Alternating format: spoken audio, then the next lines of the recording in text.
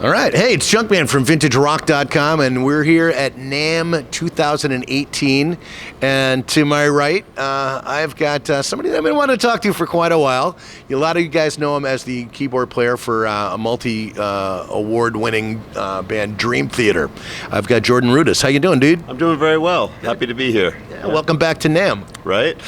Another one. I know. How many is this for you now? Oh my God, it's got to be like 20 shows. The only reason I miss it is because I'll be on tour sometimes and then I just can't come. But other than that, I'm here. Wow. You know, and this year very special because you got an award for the Hall of Heavy Metal History. So nonetheless, you got an award the other night. Tell us a little bit about how you feel about that and how that all came about. It's a little bit mind-blowing.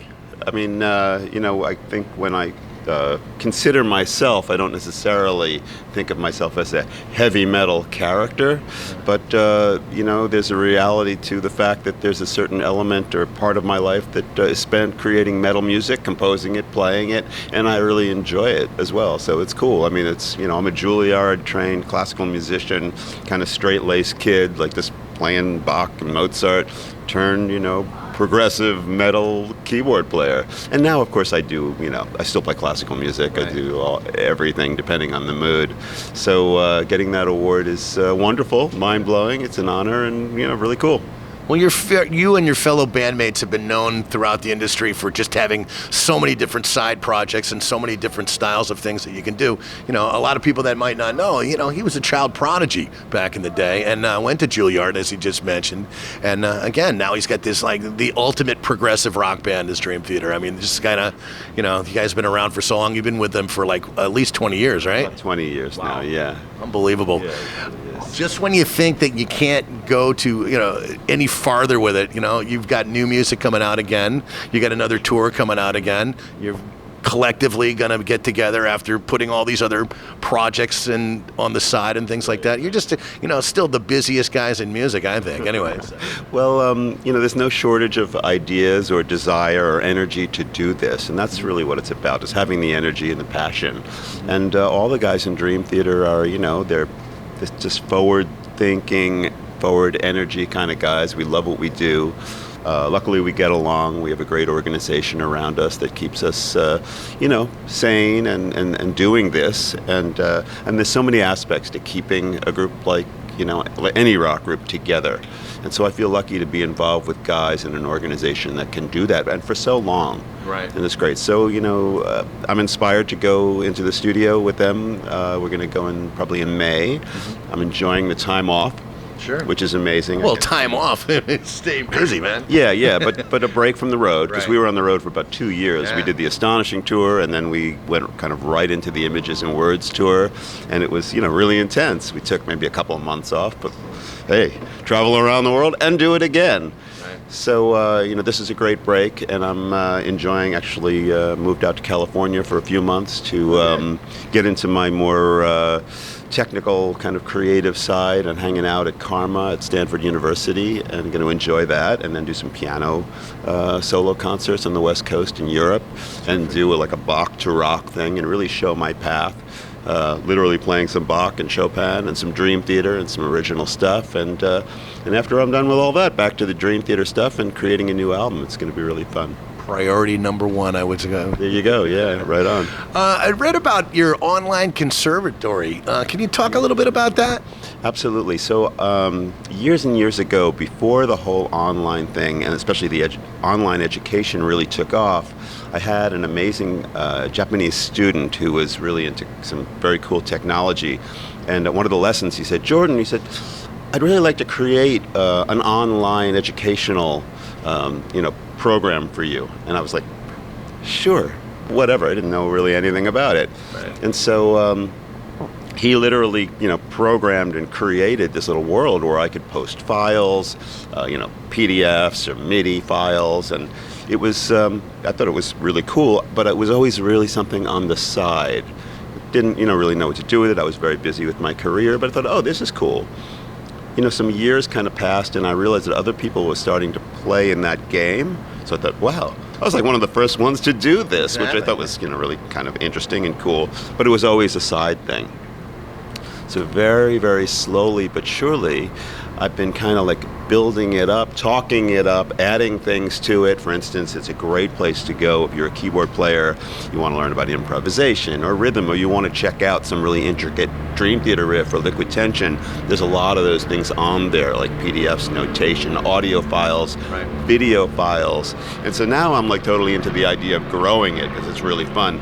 We recently launched a whole section which I call Ask Jordan, which I'm encouraging people to use because, you know, as an artist out there in the public, I get a lot of people asking me questions and sending messages to my Facebook, and there's no way that I can answer everybody.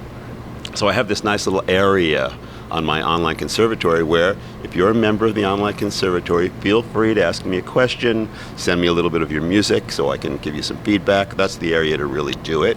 And the next stage of it, which is not live yet but will be soon after NAMM's done, I'm actually going to go back and check it, which is a live streaming service so I can reach those members directly, right, and offer that as an addition to the whole program. Now, you do go into this daily, weekly, you know, depending on how many, you know, inbox emails that you get, or Right. Well, the Ask Jordan thing is really active, so I have to kind of keep up with it. If I'm really busy, I'll let a week or two go by. People know that it's not necessarily going to be like asking me a question and an hour later you get an answer, but I will answer within a week or two. And so I have to check it and I have to do it and I have to update it. And now I'm kind of thinking about expanding more beyond just keyboards. I've got some wonderful, you know, young proteges, talents that I work with that are really interested to be part of it, other artists, and I'm kind of like starting to put that together as well. Now, about new Dream Theater music, which, you know, a lot of your fans are really just, they can't wait, you know. Yeah, right. How do you bring it to the table? I mean, how does it like, you have stuff that's completely written out and you bring to the table, or how does the process work? It works in a lot of different ways. I mean, the composition process for me can go from anywhere from just having an improvisation that's just, hey, that's great, let's put that down. Like I was just listening to in Illumination Theory, there's a whole middle section that's like this really kind of almost romantic, expressive string part, and literally that came about because John Petrucci said, play something just really beautiful, like with a string sound, and I played it, and he went, okay, let's record that. Yeah. So it was just totally off the top of my head. It wasn't like sitting down and struggling over any chords. Right. And you know, a lot of musicians have that experience where they'll sit down and all of a sudden a great song will just kind of come out by putting their hands on some chords, and the next thing you know, it's there. So for me as an improviser, sometimes I can nail that. You know, sometimes that happens. Like for the 6 Degrees of Inner Turbulence album, the same kind of thing. Play something really proud and majestic. Okay, oh, that's great. Let's use that. Play something beautiful. Let's use that. So, you know, especially if I have an instrument that inspires me, right, that could potentially happen, and did happen on that album.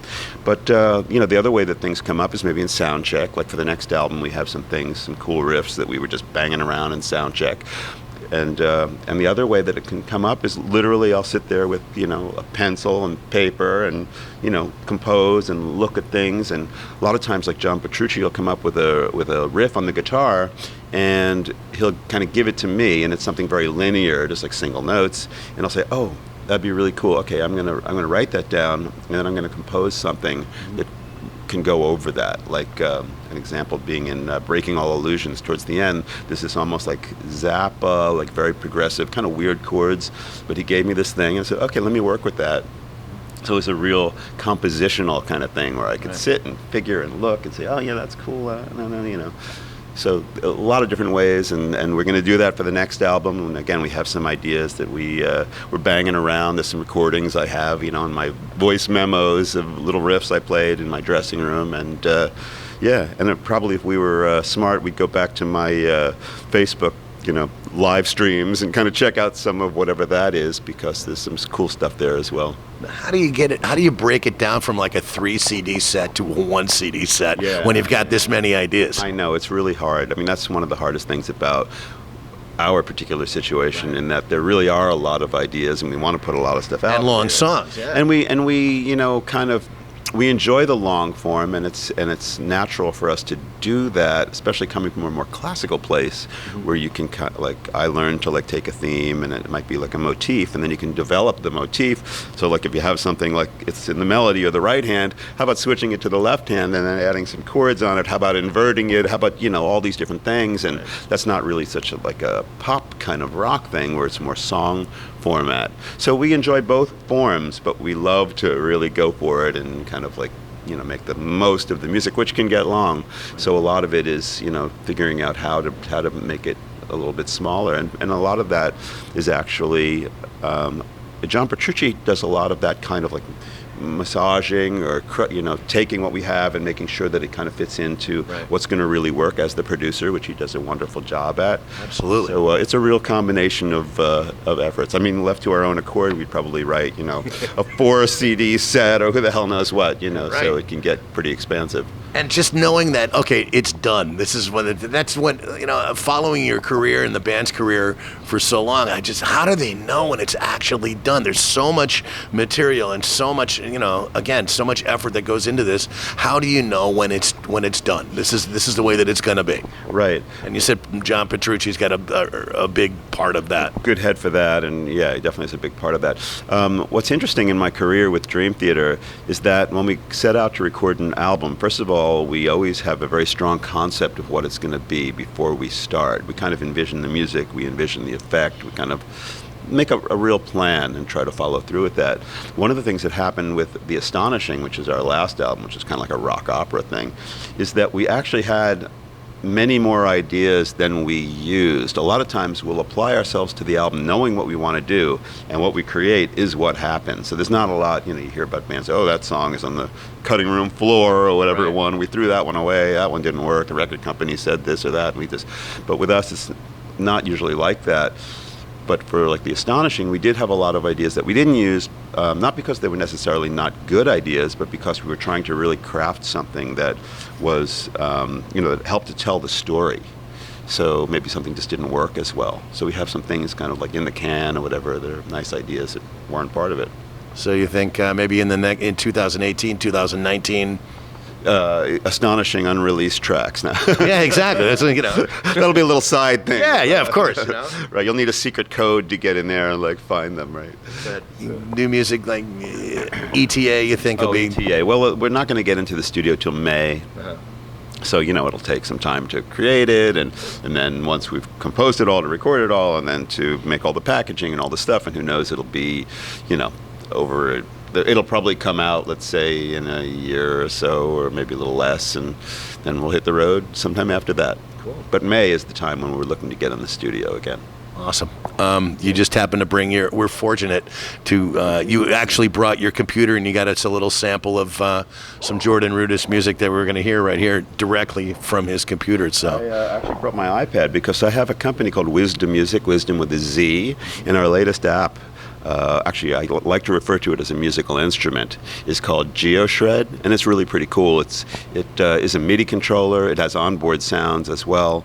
The GeoShred Pro, I should specify, because there's a few different versions. But one of the really cool new features of GeoShred is that I created these backing tracks, and then as you're playing, you can dial right into the scale that's going to go with the backing track if you want to. You can play chromatic and that, but if you just want to shred within the scale itself, it will do that. So I'll show you. Sure. I'll take these glasses off so I can see it. All right. So you might want to hold that to the speaker a little bit. And get feedback by like whammy bar.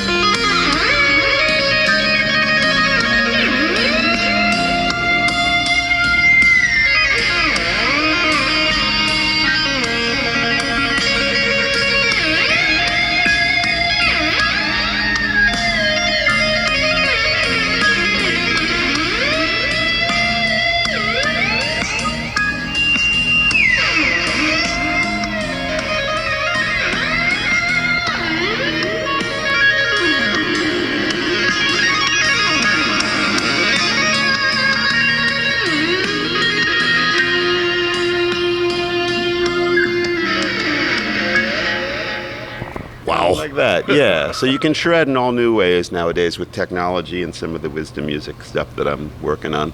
I feel like Chris Farley. That was awesome. You know? Wow. Now, are you going to be demoing some of this at the convention today? I am, down in Hall E. If you can find the Moforte, M-O-F-O-R-T-E booth. It's when you go downstairs, you make a right, the first aisle, and it's down there on your left. And yeah, we're showing this, and very proud of it. It really, took a lot of work, obviously, but it's a real dream come true, especially with this cool diatonic keyboard. Absolutely. It goes everywhere from allowing kind of like anybody to shred, people who want to play music, but they've never really done it before, because if you're like in the mode of this mode and go, just slide across the screen and you kind of can create a vibe because you have the right skill. Sure. So for kind of like a novice, it really like brings you to a quick musical energized level. And if you're a pro, you start realizing like, oh my God, this thing is really crazy, because all the like fretless, the ability to, what I call the Steve Vai mode, because you can do all these amazing bends you can't really do on anything else. So and part of what GeoShred is a MIDI controller, and that allows you to talk to any synthesizer out there. So let's say you might love the sound, but you want to talk to your Moog synthesizer or a Roland thing or a Korg thing or whatever. This will send the messages out and do all the cool like fretless diatonic stuff. So it's really, really deep, as well as being something that will bring people into music that aren't used to playing, that want to. I'm sure the road crew is real happy too, because you can bring it in a little a little keyboard there, and you can bring it anywhere you want. My ace tech is here, Keith Wexler. He's smiling a lot of times, right? Are you happy that I have something light and bring it wherever I want? I think he's waiting for my entire rig to be on one or two iPads. Then he'll really be happy. His chiropractor will be happy as well too, right?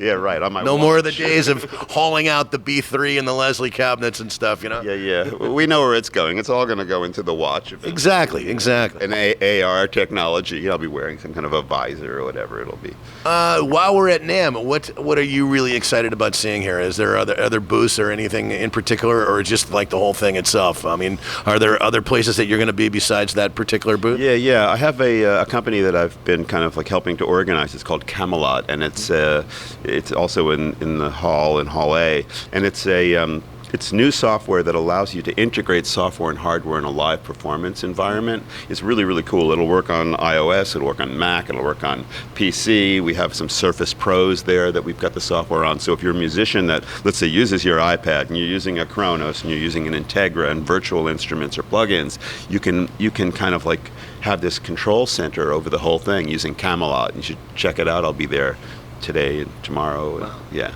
So. Outside of what you've already told us, anything else that you want to talk about? I think I've included a whole lot of stuff. That's a whole lot of stuff. Well, as always with you, But I appreciate it. His website, you can check it out. It's jordanrudess.com, which is RUDESS.com. Exactly. And any other thing, dreamtheater.com, I'm sure. Yeah, those are the sites, and the online conservatory is jroc.us, so you can check that out. Cool. And that's the story. It's what we're doing. Dude, I appreciate you talking with us here at vintagerock.com. And again, come see Dream Theater when they come to a town near you. You'll be glad you did. It's Junkman from vintagerock.com. And again, the great Jordan Rudess. Thanks a lot for talking to us, man. Thank you, my friend. All right. Rock on.